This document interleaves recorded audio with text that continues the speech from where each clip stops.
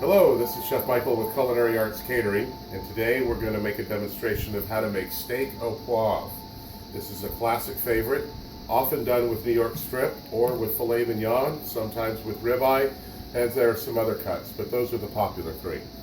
Here I have a New York strip cut here. It's about 12-ounce steak, which is a nice full portion. In advance, because I really wanted to let some of that flavor kind of crust itself in, I have actually seasoned this with salt. I like sea salt for this purpose, and then a little bit of crushed cracked peppercorn, which I've done in advance. You can use a mortar and pestle for that. You can crush it with a pot. I used a spice grinder, or if you really want, you can also use a pepper mill, but I find for this it's better to have them more cracked and less ground. So anyway, then I like to let this sit out for about 30 minutes or so, not too long, just long enough so that it kind of gets a nice dry crust there, and that's what we've got right there. Now all that pepper has kind of become one with the meat. Here I have a pan that I've preheated.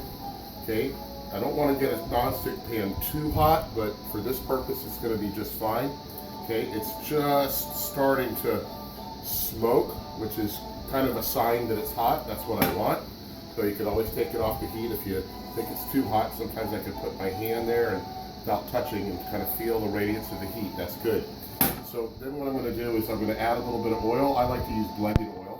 This is 25% extra virgin, 75% vegetable oil.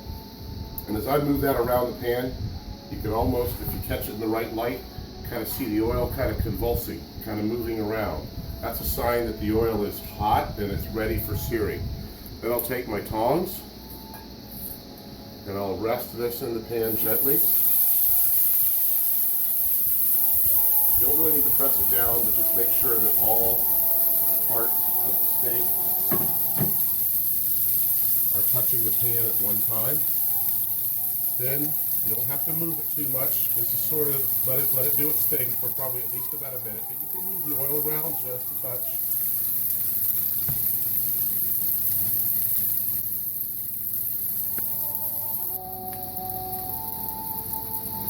Okay, now it's been about 90 seconds to 2 minutes. You just have to kind of gauge it based on the heat of the pan, the stove, the type of pan you're using. Want to just kind of give it a little check. Yeah, that looks good. Go ahead and turn it over. You have a nice kind of golden, slightly charred crust. Some of the cracked peppercorns are kind of distinctively nested in the steak. That's a nice sign of a great au poivre. And we got a nice little bit of a rendering on the fat. Deep, rich brown, but not burned. So that's really where we want to be.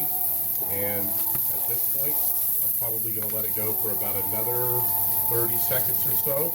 And then I personally like to finish it on a much slower, lower heat than in this high temperature pan.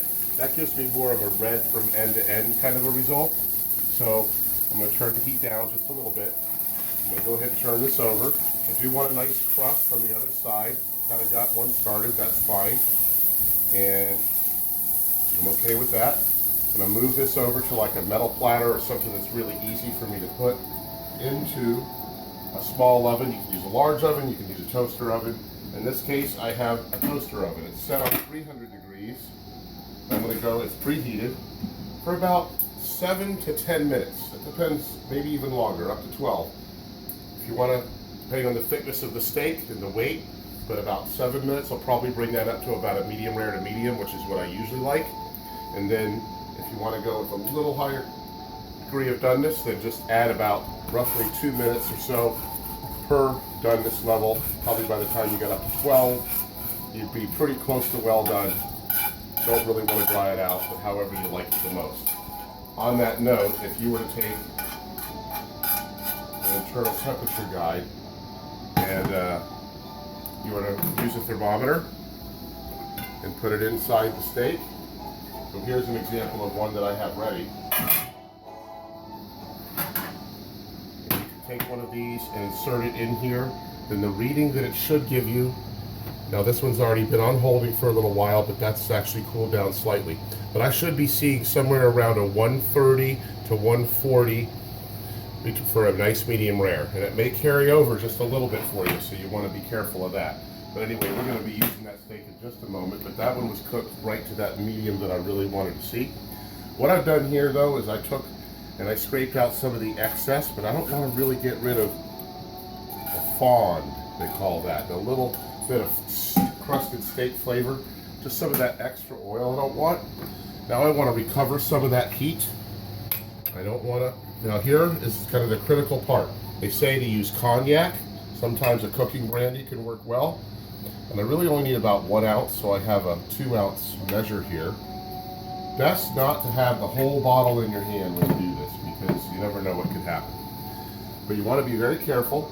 So now I use a towel. I have my pan kind of hot. I have my lighter ready. And with the heat on here, I start to see a little bit of smoking. That's good.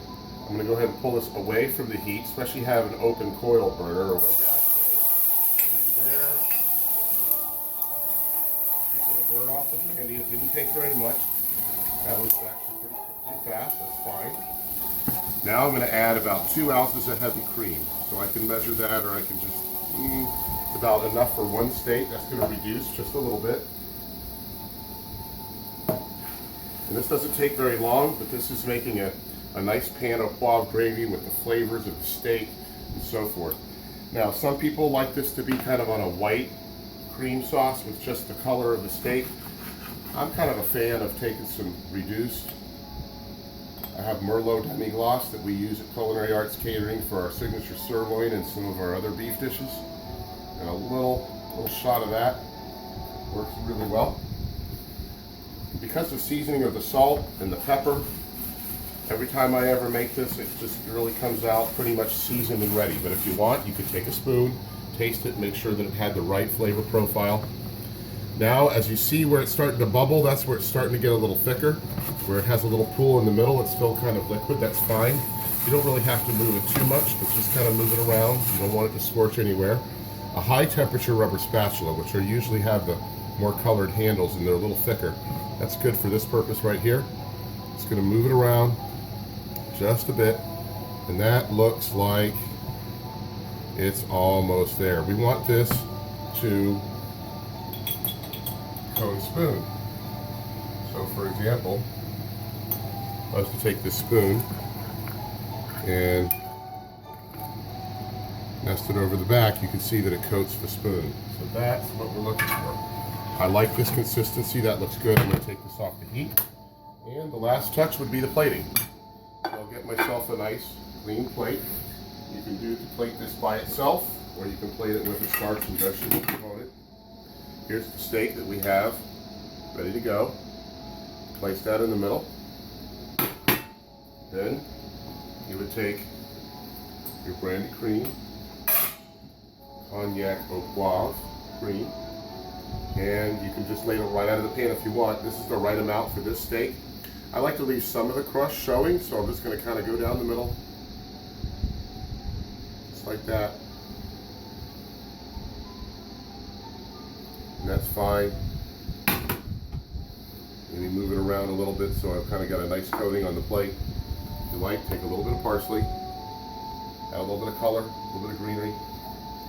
And now, a little bit of, make sure the plate's clean. That would be our Steak Au Poivre at Culinary Artz Catering.